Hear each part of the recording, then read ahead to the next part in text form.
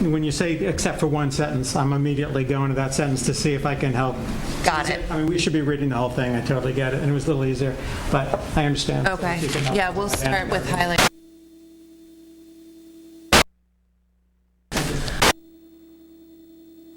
Good evening and welcome to the Thursday, May 23rd meeting of the Northampton School Committee. I'm Mayor David Narkowitz, the chair, and I will ask the clerk to call the roll of the school committee. Mayor David Narkowitz. Present. Here, Ms. Rebecca Dusansky. Present. Ms. Laura Fallon. Present. Ms. Ann Hennessy. Present. Mr. Lonnie Kaufman. Present. Mr. Howard Moore. Here. Ms. Susan Voss. Present. Your Honor, you have a form. Thank you. Just want to let the public know that this meeting is being audio and visual recorded by NCTV. And for those wondering why we're in a different location, we had a double booking this evening. The Board of Health had a public meeting that it had posted and had to post in the newspaper, and there was a glitch with the schedule. So we slid over next door, and they're in the community room. I also just need to let you know that Coach Zuhowski is running late. They're still, East Hampton baseball is still playing, so they're running a little bit late, and so he's going to get here as soon as their game is over. Ms. Burnham had I guess a death in the family or a death of a friend, so she's unable to be here this evening. So, okay, so we'll move on to the public comment period, and I will just ask for the sign-up sheet, if it's possible. Sorry, I should have. I'll just ask folks to come to the podium and just let us know who you are, and if you could just try to keep your comments to 3 minutes, and I'll just keep a recording, a timer on it so that we can let people know that they have their equal time. So the first person who signed up to speak is Thea Hardig.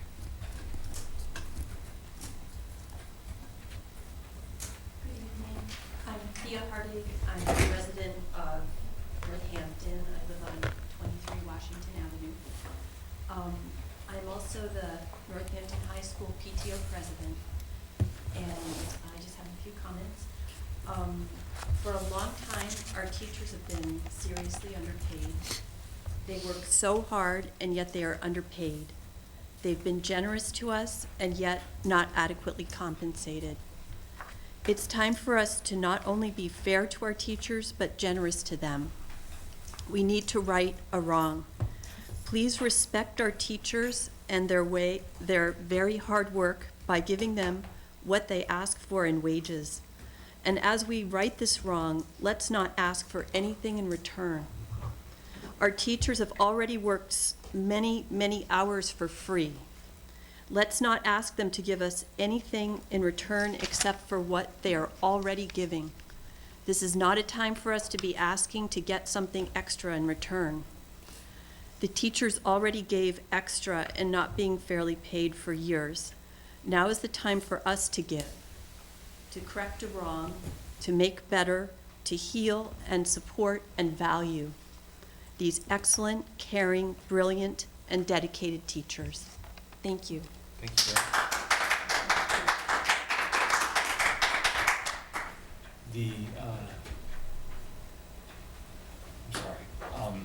The next person who signed up is Angela Agresto.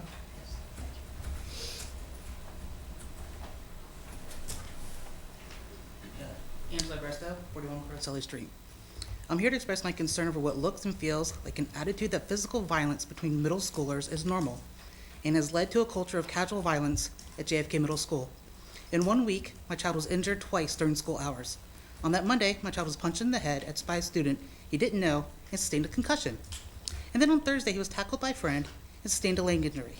That required the use of crutches and prohibited his participation in physical activities for a number of weeks. I would suggest that although the school has engaged with the PBIS program, that will ultimately have little long-term success. The change is being directed at the students, but it appears to me that the effective real change attention needs to be paid from the top down. The students are through that school in 3 years or fewer. The administration of that building appears to be long-term, and that's where the change needs to occur. Let me share a small piece of experience with NPS administration that has brought me here tonight. Although the first incident of injury to my child was investigated, and that only after we sent in a bullying report form, the second incident was not. At the conclusion of the investigation, one of the questions that seemed to be important to the administration was how many times my child was hit in the head, and not how or why it happened. In the end, since it was deemed to be not bullying, it really didn't seem to matter. For the record, my child reported 3 hits to the head. The child that hit him reported 1. The school nurse noted 2 lumps on my child's head, and yet the teacher charged with supervising the child who did the hitting reported 0. The second incident week wasn't investigated because my child and the one who jumped him are friends, and that was deemed horseplay, and therefore normal behavior. Although it certainly wasn't acceptable in elementary school. In fact, not only was it not investigated, but we were never contacted by anyone from the administration beyond the initial call from the school nurse that our child couldn't walk. So although my child had left the school in a wheelchair, the administration did nothing.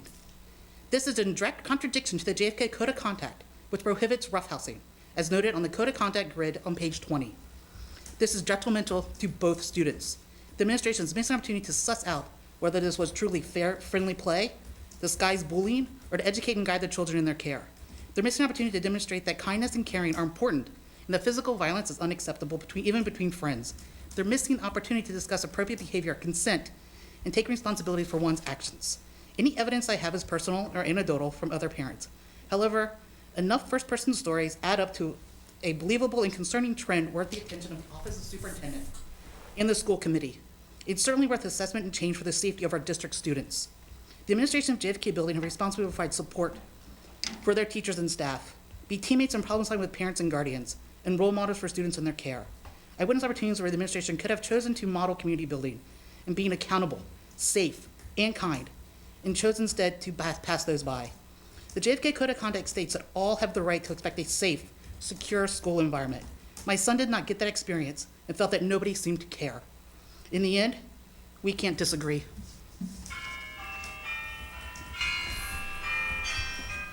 Thank you very much. The next person signed up is Andrea Agito.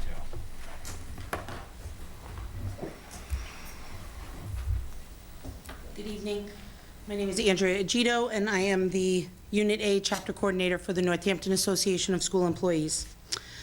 You may notice an absence of our employees tonight. Our employees aren't here because you haven't been listening. You haven't. I would like to say that it doesn't imply that we are giving up, and in fact, our resolve is stronger than ever. Our presence at these meetings and all the extra activities of our staff that our staff participate in hasn't made any difference to this committee. And it hasn't made any difference to the leadership of our city and our district. It hasn't made any difference in the way you are treating us, and maybe the absence that we're feeling tonight and across the city in our schools will bring you to a fair contract offer. I would like to say for 2 months, we have been begging you to listen to us. You have turned your back on us, but the community is listening. Parents and community members are listening. They are standing with us before and after school. They are writing letters and making calls. But still, you've abandoned us. You have heard hours of testimony, received hundreds of letters, and still you won't bargain with us. Mayor, you said you wouldn't put an override on the backs of your teachers, but actually, you are proposing putting one on the ballot in this November, almost 2 years before there is a projected deficit. You originally thought that you would need another override in 2017, but because of increased revenue and savings from health insurance, which in fact our union made happen, we didn't see that deficit in 2017. So what makes you think the deficit will actually happen in 2022? If you really don't know, and you really don't want to put it on our backs, then why are you proposing putting it on the ballot about 1.5 years before there's a projected deficit? When there is a deficit in our city, we will all stand together for that override, just like we did in 2009, just like we did in 2013. Even though in those years, 2009 and 2013, our staff still didn't get wage increases that equaled the cost of living. So we fought, we phone banked, we petitioned our city and our community to help us and to vote to raise their taxes, and yet we were still left. We were still left behind, alone, with nothing. So I ask, why are we having this premature vote for an override in November? And why won't this committee bargain a fair contract with our staff? Thank you.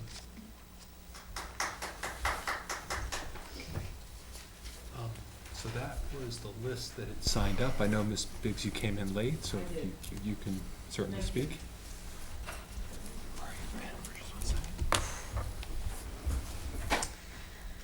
I'm putting my timer on so I don't go over, so don't start it yet, Mayor. I will not. Thank you. Okay, I'm ready. Susan Biggs, I teach chemistry at the high school. I live in Florence, behind Ryan Road. And I've been here twice speaking before the last two meetings, and I've been at city council a couple times, and I've been very calm. I don't feel calm. And I don't usually get upset. I was really upset standing outside the high school this afternoon. I got in the median and I talked to my colleagues and said, this is nuts that we're out here when I need to be inside the building with kids who want extra help. And I just can't imagine what's gonna happen in September when I get fresh kids in AP chemistry and kids in regular and honors chemistry who need and want extra help. And you could say to me right now, just get back in. And I get that. We've been in for years, myself for 19, going on 20. And I won't say for free. I make a salary, but I haven't paid attention for years. I live pretty frugally, and I've had enough money. But this whole, and I've been on a couple negotiation committees, and never quite understood why they ran the way they did. But this has really made me look. So I did look at my last three. Not this past year, but I'm gonna tell you, the year before, my raise was $60. 60! That's less than 4 cents an hour. That's ridiculous. For 13 years, I've been only on a cost of living. Again, I'm not destitute, I get that, but it's crazy. And thank you for your service, and I love that you've come up and you posted on the web, even though we weren't meant to post on the web, that we're up 14+% for the teachers this year. So what's wrong with us? Why are we doing this work to rule? Yet, honestly, to make up for my 2.9 for the previous years, and which is less than 1%, the previous 3 years, which is less than 1% a year. And I know we can't close the gap with our neighboring schools in one cycle, but we're not coming close. I feel like you're comparing the end of our 3-year contract with last year's Ludlow contract. Wait, I'm waiting because I got friends over there that are gonna show me their schedule. You need to be comparing it to theirs 3 years from now. It's not closing, the gap's not closing. And it's just really sad to me what next September, it's sad now, and what next September is gonna feel like when I ask kids to have a growth mindset, and you can get this. Because half of what I do in chemistry is coach kids to know that they can do the hard work, that they can think hard, process hard, analyze, and I can't say to them, and I can help you with extra. You can redo that quiz. You can and you can come in for the extra help that you need. And I don't know what it's gonna feel like when I can't say that. And you could say, go back in, but we have no other recourse but to go home at night and pray that you'll throw our way a little more than 2%. It's very sad to me.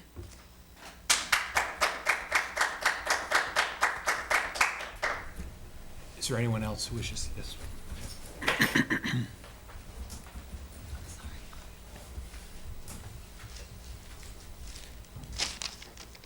Hi.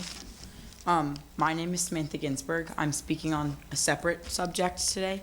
While I do support everything my honors chem teacher Susan Biggs just said, Hi, my name is Samantha Ginsberg. I'm currently the vice president of the Key Club, as well as the co-secretary of the junior class. I'm a member of the National Honor Society, as well as a 3-season student athlete. I'm here before you, by no means fully prepared. However, in the past 3 days, it has come to the attention of the student body that there is a serious talk of having a late start to the school day. While this may be a good idea and possibly beneficial to the Northampton Public Schools as a whole, for the upcoming year, the high school students have made commitments for internships, work studies, and other after-school activities. Therefore, changing the start time of school will negatively affect a large portion of our student body. This raises high levels of concern. If a decision like this is to be made with no early communication to parents and the student body, we can't plan ahead. We are told to plan as if nothing will happen, even though changing internship or job opportunity times with little advance notice is not only unprofessional, but will be very hard to rewrite in each day. I ask that this begins a dialogue between the students and the school committee by working to change, and the school committee, and we will work together to change things on our behalf. Having no information has allowed me to plan my internship to start at 2:15 this fall. If school timing is pushed back 1/2 hour, this will be a 2:45 start time, and I will be unable to arrive at my job at a typical 4:30 start time. This is why I'm asking you to postpone any plan of moving on this and later start time for the next year. I urge you to try and have a better line of communication with the student body and help us practice integrity, responsibility, and commitment. Help us succeed and listen to us and our opinions when making decisions which will affect us directly. Thank you for your time. Thank you so much. Okay. Is there anyone else who wishes to speak in public comment? Okay, hearing none, we will, I'm sorry. no problem. We'll move on to announcements. Are there any announcements? Yes, Ms. Fallon. I just wanted to let everyone know that the Pioneer Valley Chinese Immersion Charter School in Hadley is appealing the Education Commissioner's denial of their most recent expansion request. The Board of Education will hear this appeal and decide whether or not to overrule the Commissioner's decision at their meeting on June 25th. The board is taking input until June 12th at boe@doe.mass.edu. Our committee won't be meeting again before that feedback is due, so we won't be able to vote on a statement to send, but I would urge the community and school committee members to send letters against this expansion request. Can you repeat the date again? So June 12th is the deadline for input, and the meeting is on June 25th. Are there other announcements from the school committee?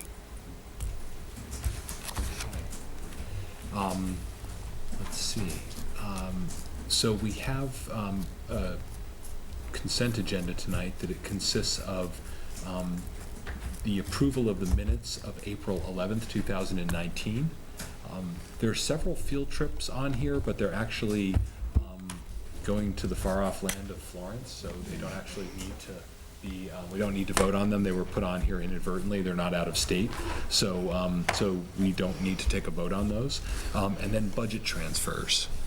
We don't have any budget transfers. So effectively, I'm asking you to approve the minutes of April 11th, 2019 as part of the consent agenda. Mr. Moore. I think I need to pull the minutes out of the consent agenda. You need to pull the what out? Minutes out of the consent agenda, Okay.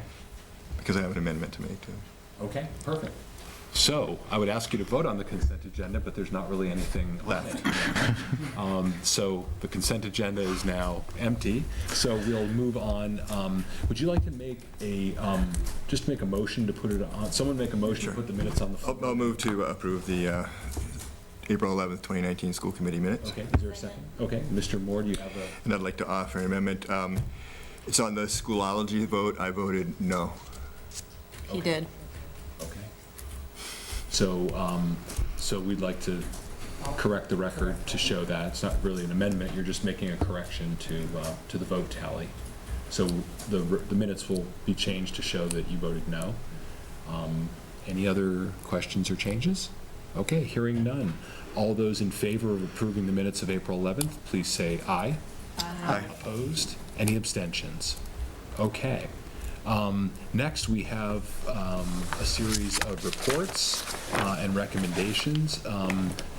The first being a report on the results of the elementary 30-minute delay survey. And Dr. Provost is going to the podium.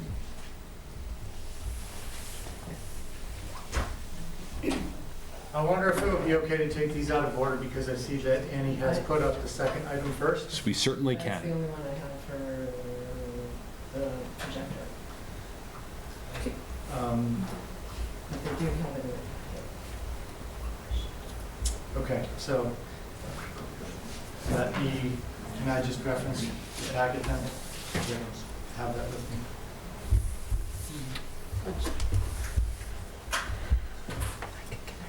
Can we connect? Do you want? Yeah. Connect one of our laptops instead. Would you like to connect it? I can try. I think I could do it pretty easily. Okay. Well, is the agenda on, can you access it on that computer, the agenda?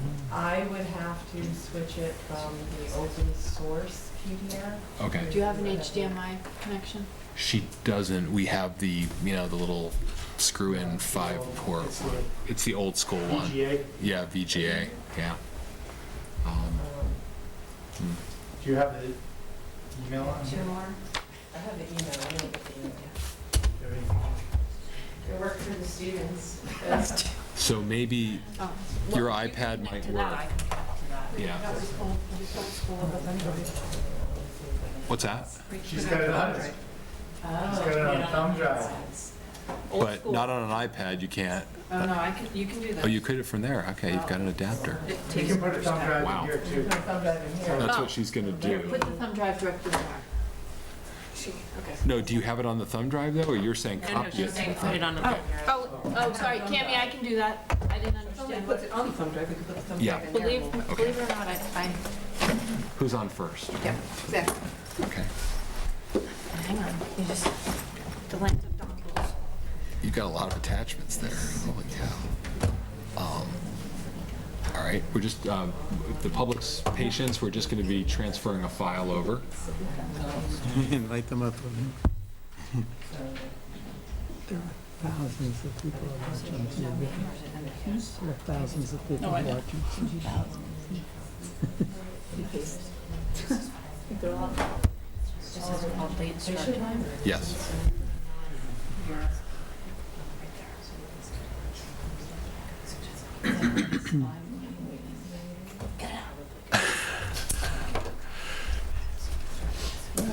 Okay, wow, that's cool. It's part of the job. Yeah, you have to have lots of, yeah. Barely keeping up with it all, but. We got the new Mac, I think. I'm not. We have the USB-C, unless you carry it. No, I don't know. It was one of the first ones. It's been very close. Got brand new keyboard. Yeah. It's gotten better the first edition, the second edition. All right. We got it. Okay. So we'll do late start time. Okay, so this is follow-up to directive that I received from the school committee, I believe about 2 months ago, to look into a proposal to accomplish late start time at the high school by moving all schools back 30 minutes. As you'll recall from the communication that night, it's the plan at this point that I think is probably the most viable. It is a plan that comes at essentially no cost to the district. The only real increased cost, doing a 30-minute across the board bump, is that we won't be able to sync up with the release time of other schools, which will cause our special education transportation from out-of-district placements to go up slightly. But as compared to other late time starts, proposals that have been brought forward, including my own late start time proposal. This is certainly much lower cost. So at that time, excuse me, at that time, the request was for the elementary school councils to survey their parents on the acceptability of a late start, because we had hypothesized that the greatest impact would be for elementary parents dropping off students.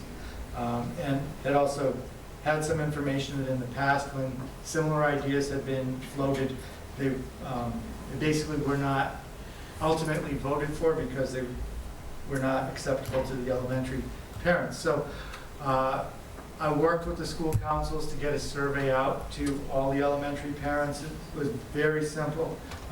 Basically just asked two questions. First, if we moved back to a 9:20 starting time, would that be acceptable to you?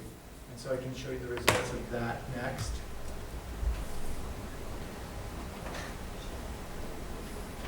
I'm trying.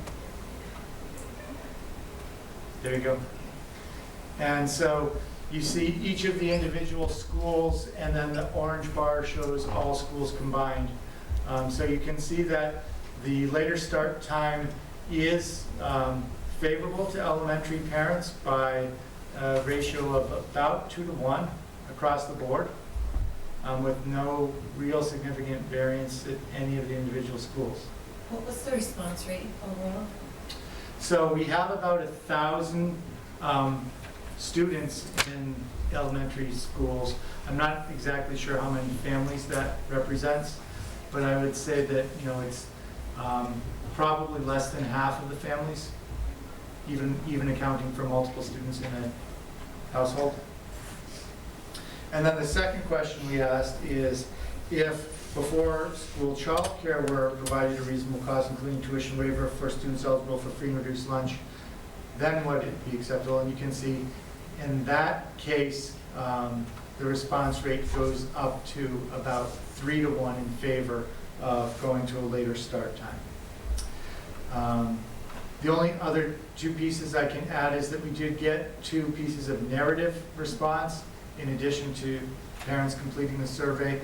One was from a member of the Special Education Parent Advisory Council, saying that a late start time would have a significantly differential effect for low-income families and for families of students with disabilities, and that it would be more negative for them than it would be for middle-income families or families of typical peers. And there was a research packet that was included with that response. And then we did get another narrative response from a parent saying, basically, in the opposite range. It wasn't a response that was accompanied by research, but someone wanting to go on record saying, I don't want to just say yes, but I want to explain to you that I think this is a good idea and you should move forward with it. So those are the results I have to report on what the elementary school councils were able to find from their parents. Could we, since she's still here, just address Ms. Ginsburg's concerns about the implementation timeline for this? There was no intention of implementing a change in the start time for this coming academic year, correct? We never discussed a timeline. I do think that if it's something the school committee felt strongly about, we would have to get started very quickly, but I think it would be possible to do next year. Yes. I know we also asked to talk to the school, find out what the school councils at all the elementary, middle, and high school thought. Do we have any feedback from that beyond this? This is the feedback. I mean, This is a survey with elementary school parents, but just I mean, since the school council has teachers, parents, the principal. I thought- So the school councils didn't submit like a minority report or a majority report. Okay. They just said, we want to get the feedback from our parents and share that with you. Okay, and the high school council? The school committee asked me to survey the elementary parents only, so that's what we received. My suggestion would be, if we want to continue to move forward, the next step would be to see if this is something that would be acceptable at middle and high school as well, because they would also be impacted. As I shared with you after my boat ride with Ms. Ginsburg, I was kind of shocked to hear that there might be some students at the high school who might not want this, because as long as I've been here, the goal has been to try to get a later start time for high school students, because it was felt that that was a strong community desire. But, you know, just as we surveyed elementary parents, kind of going into it thinking that there's no way they would accept a 9:20 start time, and found out that actually they probably are okay with it, maybe we should ask the high school students if they, and families, if they want to go to a late start time, maybe we'll find out that they actually don't want to. So those are sort of just my thoughts on where you could direct me next if you want to keep exploring this. Ms. Hennessy? Thank you for this. And I think a gap in the past has been not really engaging with the elementary school. And I don't know if it's anyone's fault, just that's been a gap in what we've done. We've gotten so much feedback from high school students and parents in the past that this seemed like the right way to go. Although I would say that I love this just because it's, as you know, it's a movement forward in the right direction, but I don't think it should happen without more community engagement, particularly to hear from students and educators at all the levels. So I love it, but I don't think we should rush it. That to me would be problematic. But I think moving forward to find out what high school student, how does it impact, because I think things have changed at the high school with schedules and Smith courses, and then how, and middle school, yeah. So thank you, love it. Here we go. Ms. Voss? I'll echo that, and I appreciate Ms. Ginsburg's coming to share this experience, because I think there's been a long community-based discussion on this, and maybe we are in a position to do something. And I've heard from so many people that this is very important to them, to provide high school students with the opportunity to get a little more sleep. And without going into more detail, I think we really need to take that seriously. But I also echo, you wouldn't want to rush into that. And I think we do need to carve out time to figure this out, and to talk to the high school students and the teachers. Because as I said at the last meeting, you can't make a decision in May or June and expect lives like daycare and internships to just line up with it. So I think I wasn't expecting necessarily the conversation to go this way tonight, but I think we need to make a commitment to talk to the people that are going to be most affected by this. And right now that feels to me like high school teachers and students, and figure out what makes sense now in 2019, but be willing to make this change if we hear that's the right thing. But we should be getting back to these people in the fall and saying the next year, so they have a whole year to plan if that's the way we go. So that's point one. And then I've been thinking about this a lot this week, and I just want to put a little twist to it, because what I was expecting tonight was to hear more controversy over the elementary level, and maybe we will, and I think that's an important thing for us. This doesn't take it away, this survey. I think there are some real questions. So I want to put out a potential amendment just to think about that has its share of problems. But what if we went forward and just left JFK and the elementary school as they are for the first year, and consider this maybe a trial at trying to move the high school to get students a little more sleep, but not touch the elementary schools? And if you did that, I think you could bus JFK the same way. You could bus the high school in between JFK and the elementary schools. Maybe it's 8-10. Somebody would have to look at that. And then the real issue becomes busing kids home, which is always the problem with the late start because of the shorter day at the elementary schools. And if you did that, you'd say maybe we just have a later bus at the high school. And so my new version of this says the elementary school families don't have to deal with this, and the people that have to deal with the change are the people that take the bus home at the end of the day at the high school. And my sense is that affects fewer people. Some of them won't like not having the bus available right after school, but some of them might actually like being able to stay after school, take advantage of what goes on at the high school, and still be able to get home. So that's just a brainstorm that I want to put out there for the community to think about. And also meets the desire of not costing anything, I think. Okay, so, so we tasked the superintendent with surveying the elementary parents. So the next question becomes, do we want to continue that survey and ask other levels or not? Or just ask the high school, or ask the middle school, or consider Ms. Voss's proposal? Yes.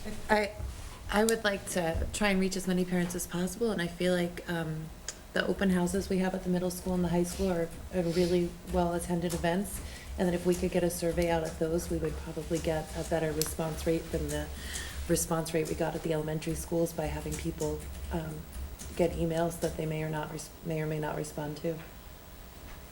And just to clarify, are you suggesting that for the elementary schools or for all 6 schools? No, maybe actually redoing the elementary school will have some new students in a different cohort. So I mean, all 6? Yeah, yeah. And that would be, At the open houses. okay, at so the not till the fall. I think that makes the most sense, and then we could make a more informed decision. Okay. Ms. Busansky. I think it would be important to include teachers in the surveying, and so that might require doing an electronic survey. Okay.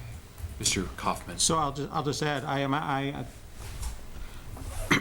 know that much of this discussion happened before I became part of the school committee, so I've been afraid to kind of dip my toe into this because I know how hard everybody worked and you look at all the different avenues and stuff, so I haven't done that yet.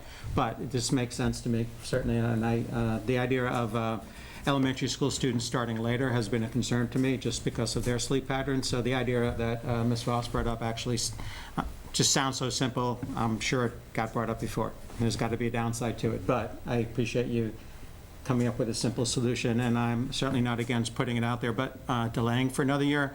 But I would ask that the survey that goes out has at least a small team of people with eyes on it. If it's a good opportunity to get input, then I think we need to ask the right sort of questions. And so with that said, this particular survey, I just want to remind people, we didn't ask people whether they favor this or not. It's not a do you favor it or not, and we'll go with the majority. We simply asked whether it's acceptable. So when you talk about whether it's acceptable, I think the people that say it's not acceptable carries more weight than if it was just a majority rules. So in both these cases, it's 30% of people just said it's not acceptable, and then when we said if finances are provided, 25% of parents said it's acceptable. So that's a pretty large number of people that are not saying, I just don't like it. They're saying it's not acceptable. So these are the kind of things that you then want to ask. Why isn't it acceptable?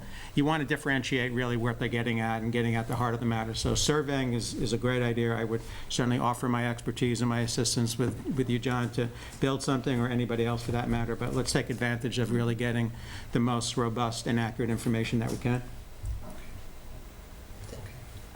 I'm sorry that I have one more question. The last email we got about special ed students and a late start, I would actually like to know a little bit more. I don't know how that, I've been doing a little research and getting some mixed results on that, but if that research is solid, then I think we shouldn't move forward in the elementary school. That shouldn't be an option, because that seems, so I'd like to know a little bit more if you could do that. That's putting more on your plate, but I don't want to go forward with it if the data shows that it's more harmful for the elementary school students. Ms. Busansky. So just to clarify, this is the email that Dr. Provost forwarded to us, the CPAC president, and the attached report, which I read. She's in my district, or in my ward, so she had emailed me first, and the report is really actually on a bigger issue, which is that school is not work-friendly at all. Parents who work, the schools do not work for them at all. They're not 9 to 5 days. We have snow days, we have professional development days, we have summer vacation, we have half days. So it's a much really bigger issue. It doesn't really get at the issue of, and that's not to say the heart of what she's saying isn't accurate or true. It's just that the report didn't quite back that up. Maybe there's other research that's out there or available that would be good to know about. Okay. So I have a lot of notes, but I'm not sure what the motion is that I'm acting on. Well, Okay. No, I was done.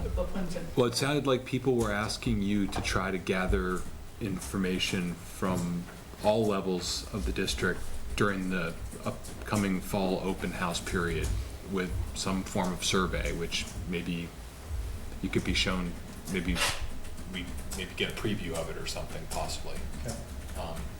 And then, Ms. Voss, did you have something else to add? Or? I just wanted to reinforce that I think if we're going to vote to change start times of any of the schools, I'm interested what other people think, but I think we should have sort of a deadline in mind so people can know what to expect the following year, and maybe it's November 1st, I don't know if that's reasonable, but something well in advance when you're making decisions for the next year so you can plan around it. When do we set the calendar, usually? We are going to try to set the calendar in January next year. Typically, we do it in March. Okay, so, but certainly before then, so, okay. Have we addressed whether or not that extra half hour at the end of the day would affect athletics? Or Well, part of the reason that I had come forward and said, if, in response to the question of, is there a plan that we could possibly pursue? The reason I said the half an hour bump plan fits in with some other things is at the time that we were achieving a late start by eliminating high school transportation, it was going to be a half an hour because that is reasonable for student athletes.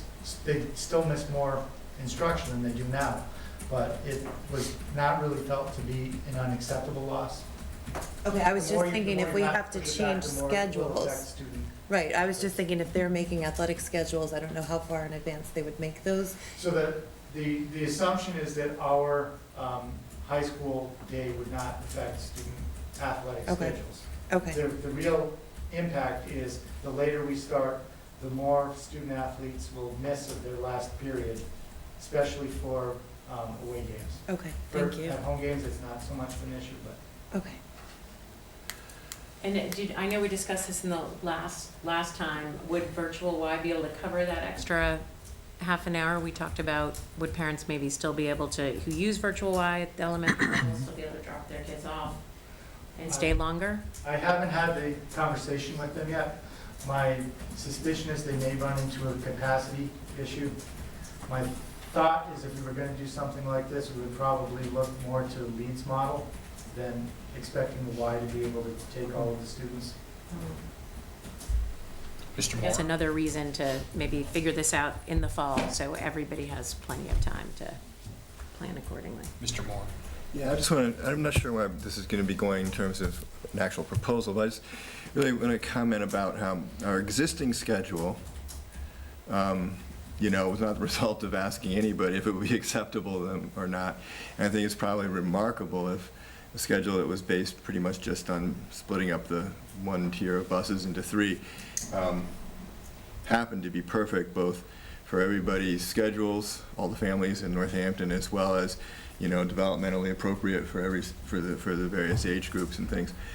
In fact, I think it probably isn't either of those. And so I really I'm a little bit, I understand sort of some of the basis for doing polling, but in the end, you know, you probably ask if the current schedule is acceptable, and you'd probably find a number of people who said it wasn't.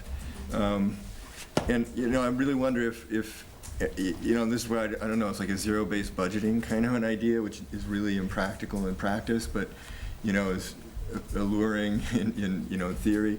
You know, if you just started with saying, look, what are the things you're trying to do with the schedule? You know, and started at the beginning and sort of said, you know, developmentally what makes the most sense? And I think the research shows pretty much a break at the age of 12 or something when the sleep thing starts to affect people's health. Which is not exactly where our schools break, right? Our schools break closer to 11. And looked at that and sort of said, well, what schedule would you make? And then to the point in that research about, you know, being more sort of job friendly, you know, because that is a really important value.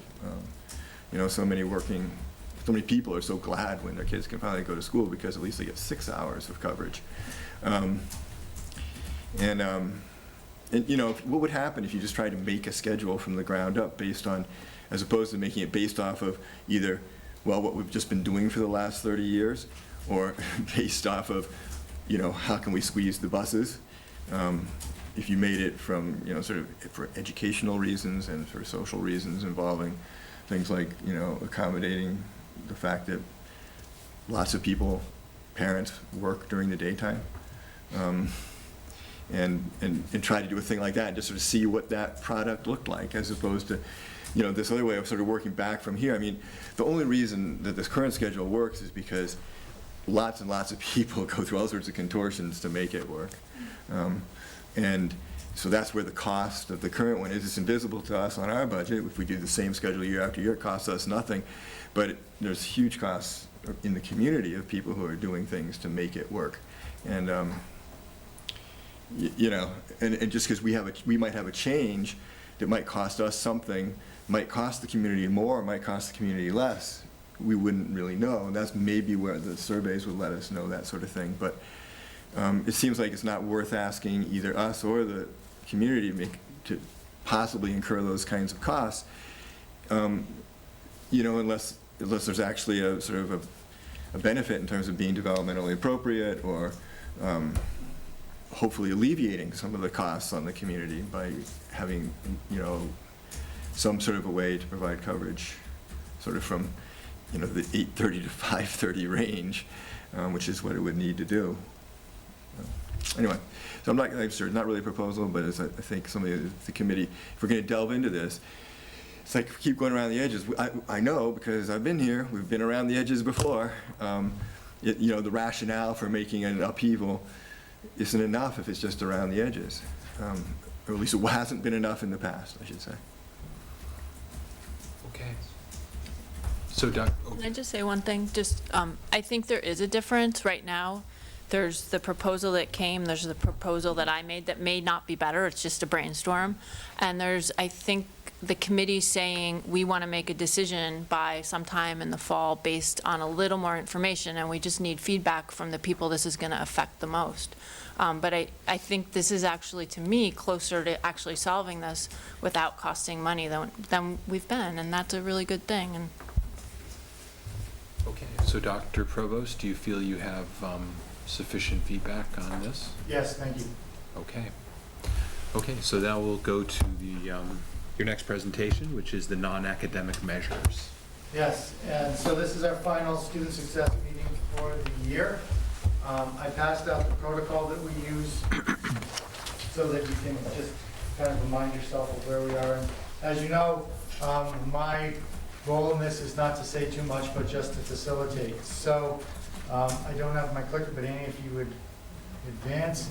We're going to be looking at two things, two non-academics. This is our non-academic meeting of the year. Student attendance and student discipline, obviously connected to each other because some student attendance issues are school mandated attendance issues given in the form of suspensions.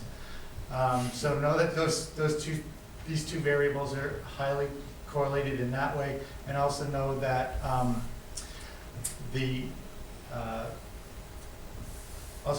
these are really important enablers of learning. If you don't have students present, it really doesn't matter what we do with our curriculum and instruction or the learning materials we make available to students. And if they are not present because we've kicked them out, once again, it doesn't really matter what we do to improve our instruction. It's not likely to lead to better student outcomes. So that's why these two are on for this meeting. And the other thing I would throw out is you are looking at last year's data. So this is data that's almost 365 days old at this point. This is not current year data. Okay, you would just continue. So the first charts are just looking at attendance rates. The attendance rate is the percent of students who are actually in school on average. It's each of the schools in the state. You can go ahead. Then we look at the rates disaggregated by student subgroup. Okay.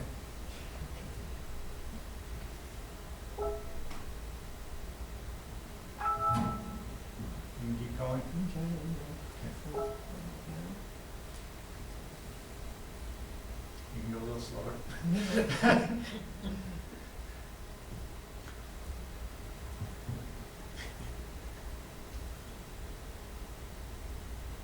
Okay. And so the next, we're looking at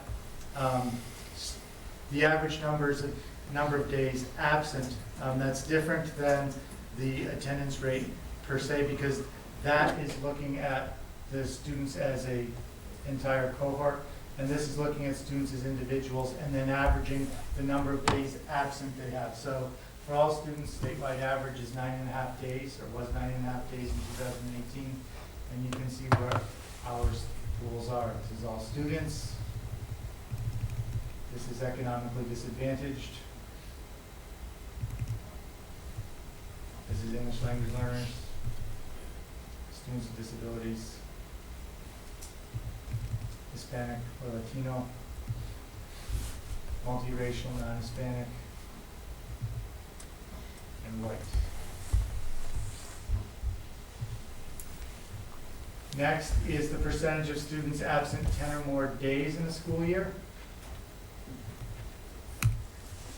Tracked because it's a time when learning problems really start to show up as a result of absenteeism.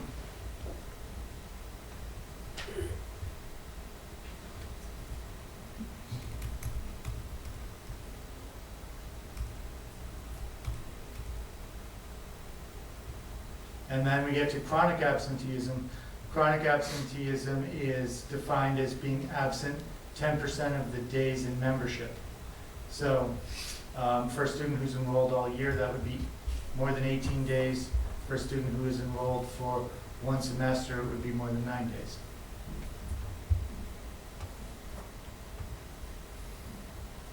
This is the highest category of risk in terms of absenteeism.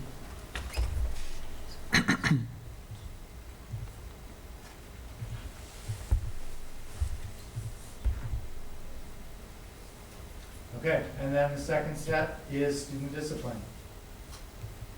Go ahead, Amy. And so there are all kinds of negative correlates with discipline, including poor academic achievement, in-grade retention, delinquency, dropping out, disaffection and alienation, and even drug use. That just, by the way, some of those issues show up in some of the states that have gone to 4-day weeks in order to try to save money. One of the things that's been sort of a universal experience is crime rate goes up because you have students out in the neighborhood unsupervised. That's one of the things kids do when they're being suspended from school. Okay, so this is the in-school suspension rate, and you can see this is the whole district. This is not by school, but it is disaggregated by student subgroup. The blue bars show the suspension rate for Northampton Public School students. The red bars show the suspension rate for Massachusetts students. In Northampton, the blue bars are essentially representing the middle school and high school because there's very little in-school or out-of-school suspension at the elementaries.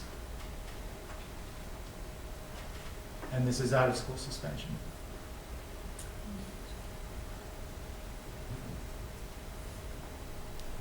And then the next question, or the next figure we look at are the days missed due to suspension. This is a way of measuring whether they're long-term or short-term. And again, blue is NPS, red is Massachusetts.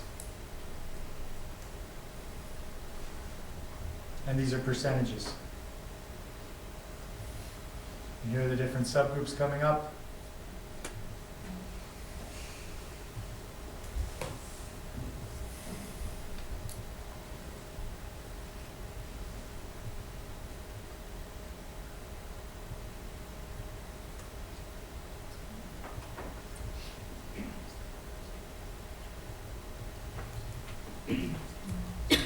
Okay, so moving on, we're now at number 2 on the protocol, describing the data. This is your time to describe what you see without trying to interpret or analyze or make judgments about the data, just saying, what do you see in the charts? And we'll take about 10 minutes for this. Can I ask a question that's just how we look at them? At this point, is that okay? There's that line for the state average on many of them, and my question is, how does that line change between elementary? You could pick any of them, right? Like, going back to the earlier ones, Yeah. that's just a state average across K through 12, and you might notice that high school often exceeds it, but how does the state average move for those different things? Do we know? I don't know. That's not disaggregated by grade level at the state level. Okay.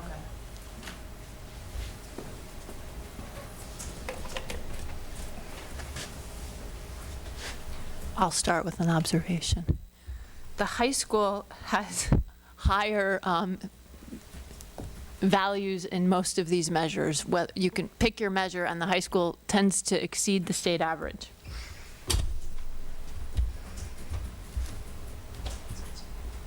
This is a lot to look at, both mixing attendance and discipline, but so sticking with attendance for now, it does look, on my first look, that Jackson Street seems to be doing something a little bit more exceptional, a little bit more effective, or, okay. Now you're getting into number two. You're right, you're right. Jackson Street's data is lower than the other, overall better than the other district, than the other schools in the district. How's that? That's good. All right, thank you. Trying to role model this. Lower is probably better than better because better has a judgment implicit. Well, okay, well, that's a little picky. That when you look at the first set of slides up to slide 11, our numbers actually look pretty good. They're very close or exceed the state average as far as attendance, and I'm assuming that's because you have students who are not missing school at all, and so when you average that with students with the chronic absenteeism, that it kind of brings it. You're getting way into an. Okay, so anyway, it looks pretty good for the first set of slides. The second slides, the second set of slides, when you break it into subgroups, becomes a little more troubling. For example, the average number of absences for economically disadvantaged at the high school exceeds the state average. Also for English language learners at Bridge Street School and the high school exceeds the average, and at JFK. And the number of absences for students with disabilities exceeds the state average in a fairly significant way, as does the number of absences for Hispanic or Latino at the high school. So. Ms. Hennessy. The chronically absent is concerning, our numbers, and I agree with Mr. Kaufman. Jackson Street, just look at Jackson Street, because they're clearly doing something well. And I have a question. I'm assuming, am I right to assume that days absent, we do not include suspensions as a day absent? No, that's still a day absent. It does count. If it's an out-of-school suspension. If it's an in-school suspension, then you're present.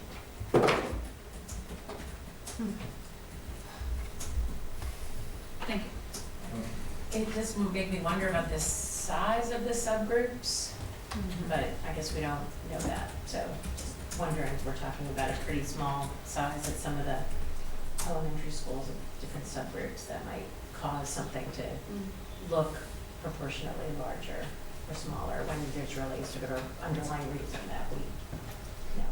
But Well, I think you can safely say that all of the subgroups are smaller at the elementaries than they are at JFK in the middle. I mean JFK in high school.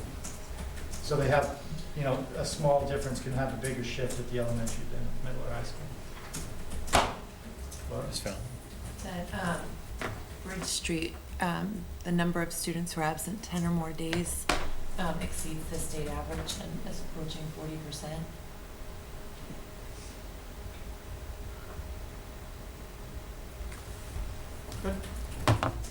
Yeah, just an observation again, there just seems to be wide variation. Just I think dovetails a little bit with what Ms. Pazanski said.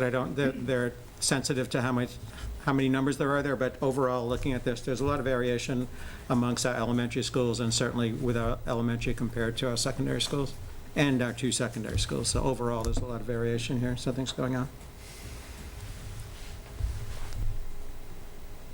Can I ask another question? So I'm gonna go back to that same topic. So Jackson and Leeds are our two largest schools. Is that true? Two largest Elementary, that's what I schools, meant. So I know where I teach, one student we needed to get one more student in for those days this week, yeah. MCAS. Mhm. That it brought us up to the 9, you know what I mean? Like, we were looking, Yeah. we're phoning one, so it seems like the smaller schools, it's really is small numbers. Is that true? You've seen that? Depending on the subgroups, so when I look at the elementary schools, then I rely more upon the all students than looking at subgroups, because, Okay. you know, when you've got a couple hundred students, that's enough of a group for me. It just seems, I'm complimenting Jackson, and indeed they're doing really well, but if it's really about one additional student, then this kind of history, you know, the graph looks worse. So on page 29, to Ms. Hennessy's point, I think that may highlight, the graph on page 29 shows one of the primary concerns that you had mentioned, Dr. Provost, chronically absent, and those are entire schools. So that, I think, demonstrates some important variation, which don't go away in looking in the subgroups. They're not, but they're more sensitive to the small sample set, small population sets. Ms. Fallon? On slide 23, for absent 10 or more days for English language learners, I noticed that the state average is high, and we are significantly past the state average at 4 schools. So when I see us approaching 70% of our English language learners are missing more than 10 days of school, that concerns me.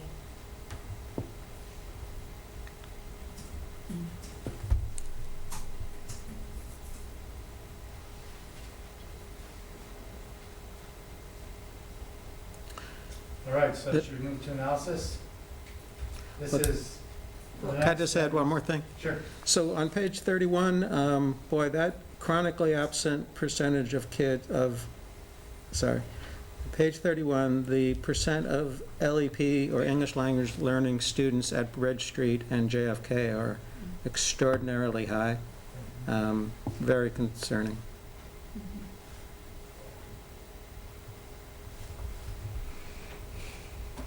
Okay, so now we'll move into analysis. So question here is, now that you've described what you've seen, what does it suggest? And what can we assume about students and their learning? Just on attendance now? Attendance or discipline? We've got both of them up there. Okay. Well, for me, do you mind? Yeah. Bridge Street last year came to my mind when I was looking at the data. So I think that perhaps had an impact on attendance, clearly.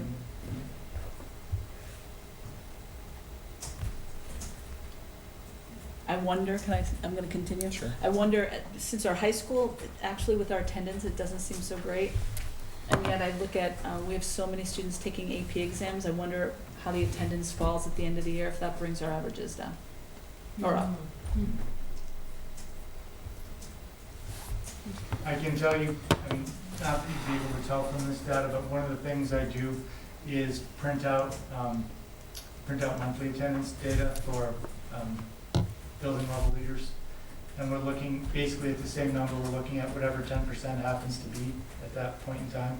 And usually by the end of September, the high school list is multiple pages. Okay. It's only 2 days at the end of September, but still, it's, you know, proportionally, they're on track to have a lot of chronic absenteeism. So the data, thank you. Thought he was calling. Are you facilitating? Whatever. Okay, thanks. So what does the data suggest? Thank you for pointing out this is 2018. I was overthinking. So in 2018, and I think underlining this is that we owe it to everybody to kind of look at and see whether this is a single year or whether this is a trend. But that said, there are a number of major concerns here. I think that's all I'll suggest. There's a number of major concerns at each of the schools by population, and I'll just add, because we haven't talked about student discipline, but this suggests that even if we compare ourselves to the Massachusetts average, which is what this exercise is doing, what's the word you I'm used? sorry, I said horrible. Horrible, yeah, this is shocking. Yeah, this is really, really surprising. It suggests this is surprising, how's that? Ms. Voss, and then Ms. Can't follow my own rules. I'm just going to go back to the comparison to the high school and what appears to be well above state average and right in all of those charts. And I think my interpretation is it seems pretty likely that absenteeism in a high school student on average is probably different from absenteeism in an elementary kid. One example might be you can leave your high school kid home alone and you can't leave your elementary.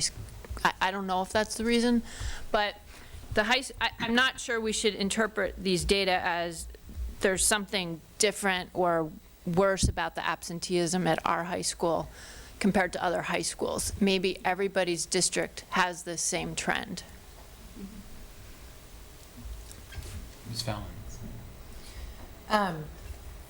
So I was questioning, our numbers for in-school suspension rate are significantly higher than the state average, but it would appear that that's partly because we're choosing to in-school suspension over out-of-school suspension in a majority of the cases. Is that a I'd say correct that's supported assumption? by the Yeah. two charts in comparison to each other. And so then I guess it's a question that relates back to the code of conduct as far as how those decisions are being made, and what could be done differently, I suppose.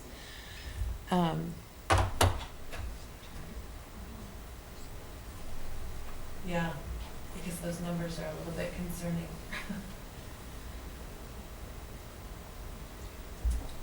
Ms. Hennessy. I'm very concerned about the African-American black student out-of-school suspension and Hispanic student, particularly the African-American black student suspension in and out. It's just glaring, and it speaks to me of both, just some needs we need to address. Is that slide, you were looking at like slide I was looking at number 39. And then also if you go to the days missed one, Yeah, yeah. it's like twice Yeah. or three times Yeah, any kind of control group.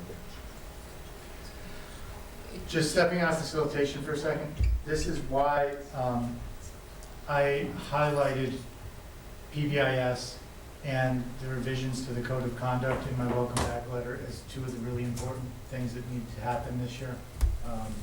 Remember, this is 2 years ago, so I think we'll find that this year's data is much better. I think we're going to find that the numbers are lower all across the board. What I don't think we'll find that we've resolved yet is the disproportionality between different groups. So I think everyone will be lower, but I think the peaks will still be on the same groups. So some progress I think will be seen, but more work to be done. So, sorry, that wasn't really facilitation. No, I just wanted to speak to that. Ms. Fallon? I guess it's just important for us to know when we're looking at this data and the high school numbers seem higher for absenteeism, what's considered an absence? Because if it's a long block, they could technically be attending more than half of their classes and still not get credit for the day. What's the cutoff for even being considered an absence? Like if they miss the first period or if they leave after lunch, like what is considered an absence technically? Is it more than half of the day? That is a great question, which I don't know, to be honest with you. And partial day attendance, there must be a cut point somewhere. I can look into that. Is it MIAA, don't they say?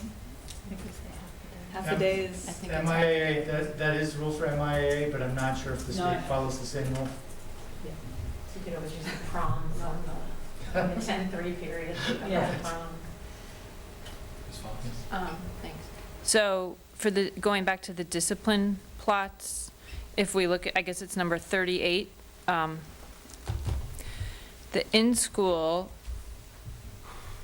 Northampton has across the board more in-school. And if we go to the next slide, 39, we seem to have a little bit less, other than the one exception we already spoke about, of out of school, which is good if you are hoping your students are supervised and you know, around adults that are hopefully, or helping them to understand what needs to happen. So my question about those two is, what is our suspension rate overall, whether it's in school or out of school? And if you look ahead a couple more slides to 41, is this a measure of that? Are we suspending kids more than the average? And is that what we're seeing there? Is this including both in school suspension and out of school suspension? Is that the right conclusion to draw from that? That Yes, this we combines have both worse in school and out. suspensions in our district than the state average? And I guess my question is, do we have a sense of why that would be? Well, I think the only conclusion that you can reach is that we're suspending students at higher rates than schools are on average across the Commonwealth, or were in 2018. Yeah. That may not be the case when we get the data in for 2019.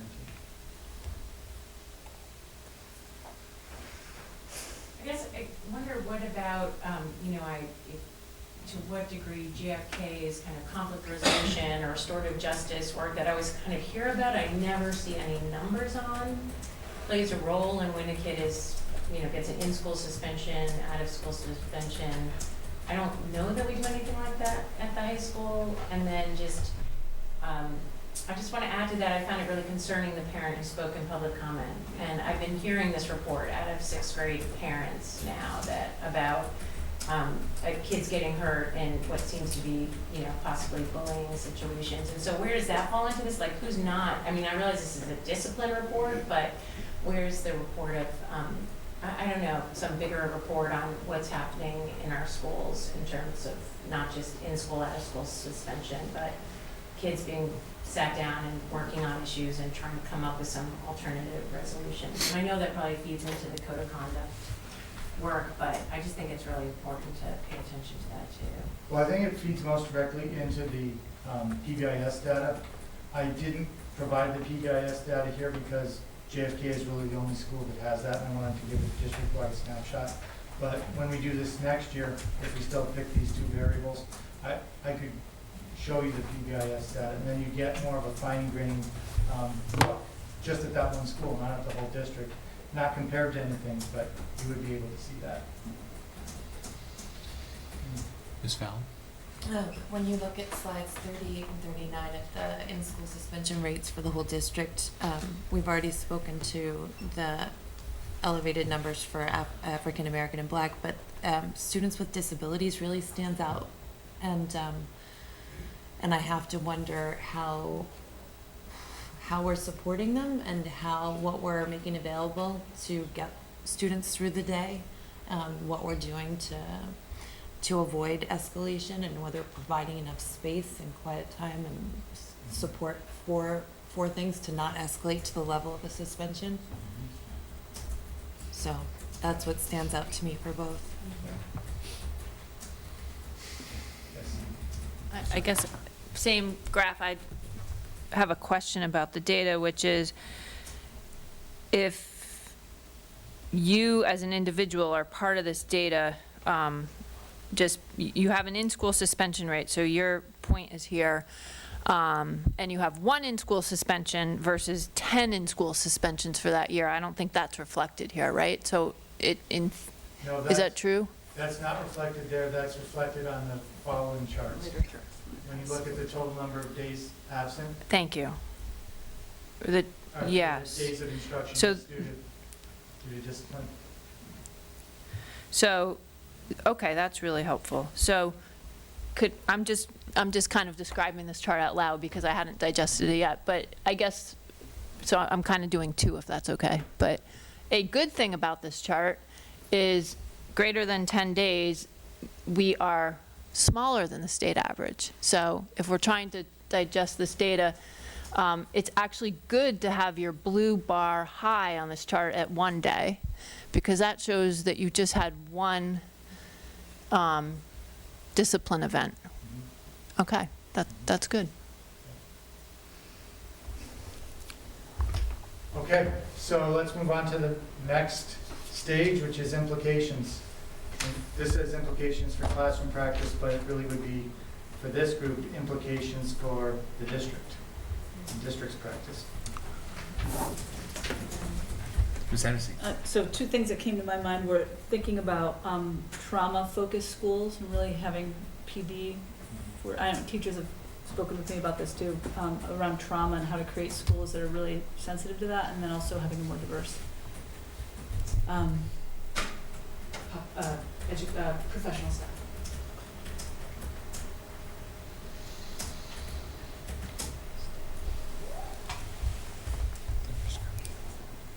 I would just commend you again on taking on the code of conduct. This is certainly, I think these data just really very clearly state that we need to step back, look at the data, and see what we're doing in terms of our rules, how we're disciplining kids, and everything that you pointed out in the Syracuse model. I bet you has some evidence of having some impact on these, so kudos, and I think I would love to hear some updates on what's happening with that at some point, and let's make sure that we look at this disciplinary data again and again to make sure that if that's not working, maybe something else is, but it might take a series of things. But there's certainly, for me, it just reinforces the fact that we made a very smart decision around that.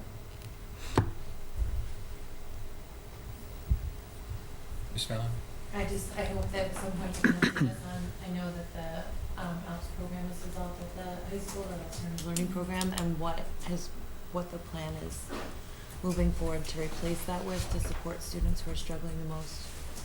Yes, I hope to have something to report on that soon. I'm meeting with the high school administration every Thursday morning, have been for about 2 months now, maybe a little bit longer.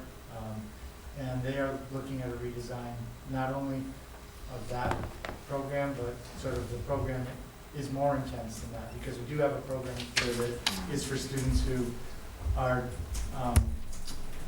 present with behavioral challenges that are too intense for even what was formerly known as the ALP.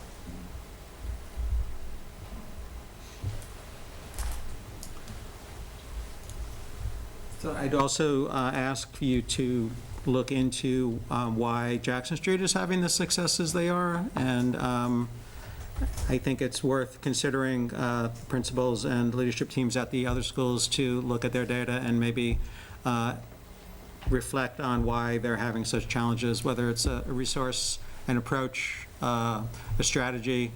Maybe the success at Jackson Street could certainly be shared with the other schools, but some of this is rather undeniable. Second to that, I'll add that I don't think the state average is something to shoot for. I think the state average is just a pretty bleak number in and of itself, and I do think Northampton has more resources, less challenges than many of the other districts do in terms of getting their kids to school, so I wouldn't shoot for a state average, and I would advocate for you, Dr. Provost, to come up with a target that we want to reach, or maybe lead a discussion for us as a committee to come up with a more bold target for what we want for not all these indicators, but there's a few key ones here that we can shoot for, and make sure that we concentrate on that, and again, talk about resources, strategies, and whatever support the schools need to get the kids here, because clearly there's hardly anything more important than getting the kids to school, and the state average is nice, indicator to compare ourselves to, but I would shoot for much higher than that. I would shoot for far reduced chronic absences and much higher attendance rates, and other schools have achieved that. So I think if we make a really strong statement and a strong approach to that beginning in the fall, that would be the latest I would like to see us really concentrate on redoing this. Some of this stuff is really concerning. Ms. Fox? So, thank you for all of this. A suggestion I would make for the next time we see data like these would be, for our data where we know it, add a standard deviation bar to it. So for example, and I think Ms. Fallon was getting to this earlier, I mean, you can put up perhaps chart 5 if you don't mind.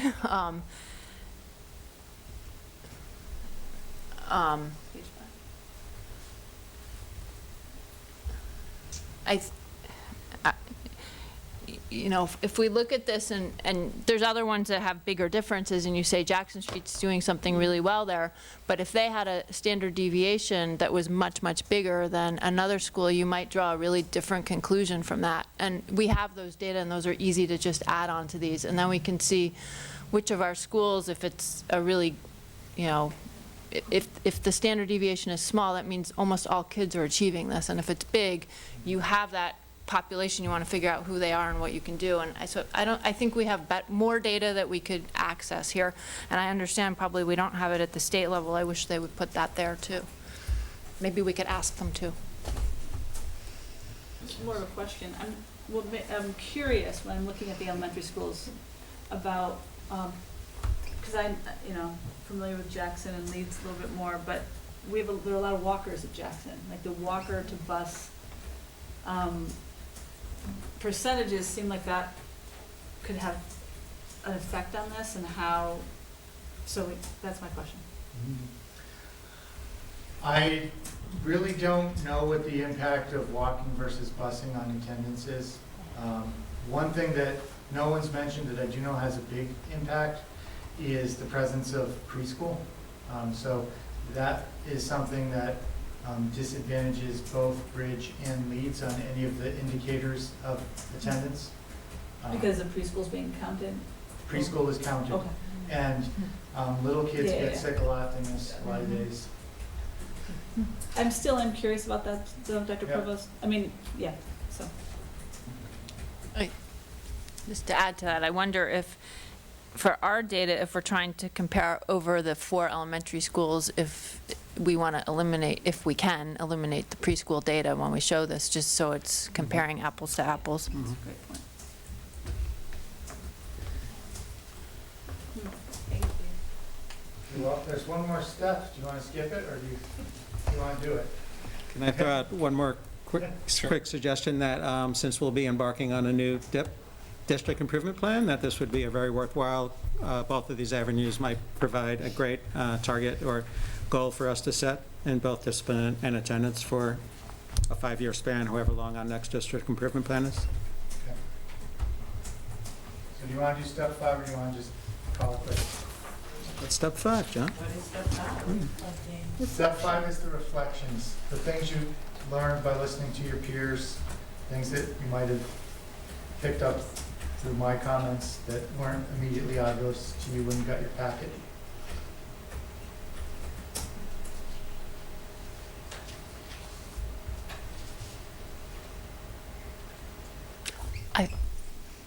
I feel like we did it a little bit as we went. Maybe we didn't separate it, but that's just our net. All right. I think this raises a lot of questions. We don't have answers per se, and that's fine, but I do think that many of these questions, it would be helpful to the extent that you're able to respond to them in the time that you have. But at some point, if you can respond to some of these questions, like pulling out the preschool data and stuff, I think it would be the next step in helping us. Sure. That'd be great. Is it possible for you to give your overview on why you presented us these data and how you feel about them, and what, can you give us a quick summary, John? Sure. Really, one of the reasons that I chose these non-academic indicators out of a group of probably 20 or 30 non-academic indicators that we do keep data on is that I currently am reading the Burke and Schneider work on reorganizing Chicago public schools for reform, and one of the variables that came out in their model that differentiated schools that improved from schools that didn't improve was student attendance. And so that drew me to that first. And then that is connected clearly to student discipline, because some of the absences that students have are absences that we require them to have when we kick them out of school. So that was the reason for those 2 variables. So what do you think when you look at these data? I had a number of concerns about them when we actually did see some of this stuff at the end of last year, which is sort of my tipping of my hat to you that I was going down the student discipline path this year with PBIS at JFK, and also the code of conduct. My concern was twofold in the discipline area, just the magnitude of it across the board, especially within school suspension, was larger than it ought to be when you look at statewide average, whether or not that's a worthy goal. We're not meeting that. But also the disproportionality, because that had come right at the end of our year-long effort in anti-bias. So that felt really bad. So I do think that the data will look different at the end of 2019. I do think there's a lot of work that's been done, and since this is really reflective of, the discipline data is really reflective only of JFK and the high school, and JFK has made substantial changes to their practice, I think you'll see a big difference. But I felt that was really something that we needed to take head on, because it was an indicator of something that wasn't really right in our district, that we don't really talk about directly, but we could have the conversation through the data, I thought. Mm-hmm. Thank you. You're welcome.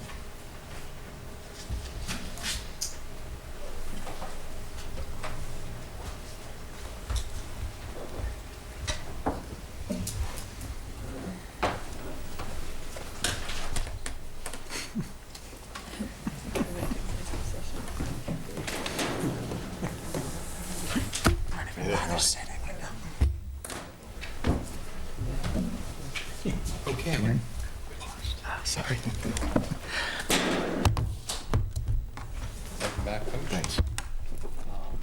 So, we have some future business and meeting dates. The next school committee meeting is scheduled at the JFK Community Room on Thursday, June 13th, 2019, I believe. And then a school committee meeting on Monday, July 8th, 2019, at 6:45 p.m. in the JFK Community Room. We next have a request for an executive session. I wanted to make an announcement, but I was late. Okay. Mr. Zahowski wants, I guess he was unable to be here during the announcements portion, so would his colleagues allow him to make an announcement now? Sure. Thank you. That's bright light there. Can we shut that projector? Oh, yeah. Any chance we can stop the projector? Thank you. Sorry for being late this evening, but during the announcement period, I wanted to make an announcement. I'd like to inform the public that after 12 years as the Ward 4 School Committee representative, this will be my last term. I've decided not to seek re-election this November.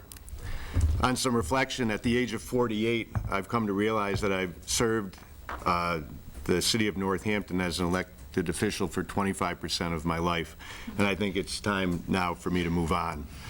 I'm grateful for the opportunity I've had to participate in local government and help Northampton School District over the last decade. I'm humbled by the great people of Ward 4 who voted me into office for these last 4 terms, and I thank them for trusting me to represent them and their children at this table. It's been an honor. I'm sure as the year comes to an end and I have a few thoughts to share, I will do that. But for now, I would simply ask anyone who might be interested in serving as the next Ward 4 representative to seriously give it some consideration and get involved in this most important public service. Thank you. Thank you, Mr. Zahowski. So, the next item on the agenda is a request for an executive session. Would someone like to please make that motion? I would suggest someone who can vote for that motion, or part of that motion. So, Ms. Fallon? Yeah, I'd like to make a motion, request for an executive session under Massachusetts General Law, Open Meeting Chapter 30A, Section 21A3, to discuss strategy with respect to collective bargaining with the Northampton Association of School Employees, whereas an open session would have a detrimental effect and further details would compromise the reason for going into executive session. And there's a second. Okay. I would ask the clerk to call the roll. That requires a roll call vote. Those voting in the affirmative would vote to go into executive session. Ms. Laura Fallon? Yes. Ms. Ann Hennessy? Yes. Mr. Lonnie Kaufman? Yes. Mr. Howard Moore? Yes. Ms. Susan Boss? Yes. Mr. Ed Zahowski? Yes. Mayor David Narcoitz? Yes. And Ms. Rebecca Busansky? Yes. Your Honor, you have a quorum. Okay. So I would just inform the public that we are now moving into executive session, because to have this conversation in open session would compromise the committee's negotiating position. I would also let the public know that we will adjourn from executive session. We will not return to open session. Thank you very much.